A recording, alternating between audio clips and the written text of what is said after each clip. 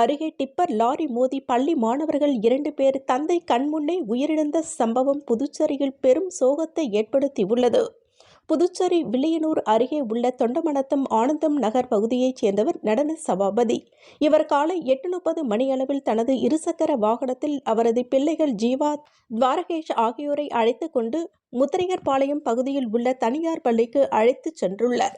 அப்பொழுது உசுட்டேரி சந்திப்பில் வரும்பொழுது நடன சபாபதியின் பின்பக்கமாக வந்த டிப்பர் லாரி ஒன்று அவரது இருசக்கர வாகனத்தின் மீது மோதியது. இதில் நிலை குலைந்த அவர் வலதுபுறமாக மாணவர்களும் இடதுபுறமாக நடன சபாபதியும் கீழே விழுந்தவுடன் அவர்கள் மீது டிப்பர் லாரி ஏறியது. இதில் சம்பவ இடத்திலேயே 2 மாணவர்களும் தலை நசுங்கி பலியாகினர். நடன சபாபதி கால் நசுங்கி படுகாயம் அடைந்த உடனே கதிர்காமம் அரசு மருத்துவமனையில் தீவிர சிகிச்சை பிரிவில் அவர் சிகிச்சை பெற்று வருகிறார். இந்நிலையில் இதனால் ஆத்திரமடைந்த அப்பகுதி பொதுமக்கள் டிப்பர் லாரியின் கண்ணாடியை உடைத்து சாலை மறியல் போராட்டத்தில் ஈடுபட்டனர்.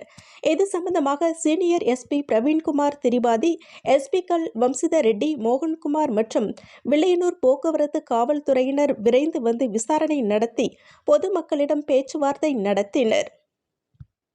இதைத் தொடர்ந்து போராட்டத்தை கைவிட்டு கலைந்து சென்றனர். புதுச்சேரியில் 2 மாணவர்கள் விபத்தில் உயிரிழந்த சம்பவம் பெரும் சோகத்தை ஏற்படுத்தியது.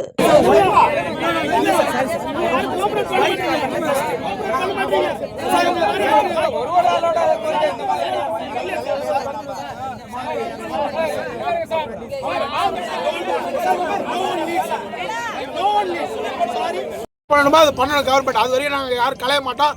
கவர்மெண்ட் வந்து உயிரதிகாரிகள் சொல்லணும், நாங்கள் ஒரு வாரத்துக்குள்ளே உங்களுக்கு இந்த இடத்துல ஆக்சிடென்ட் ஆகாமல் சேஃப்டியாக என்ன பண்ண முடியும்னு சொல்லணும். அதை நாங்கள் வீடியோ எடுப்போம். அந்த வீடியோவை வச்சு நாங்கள் பிரஸ்கிட்ட கொடுப்போம். அதை செஞ்சு காட்டலாம். அந்த வீடியோவை நாங்கள் மறுபடியும் எல்லா இடத்துக்கும் சென்ட் பண்ணுவோம் சார். நாங்கள் வழி விட மாட்டோம்.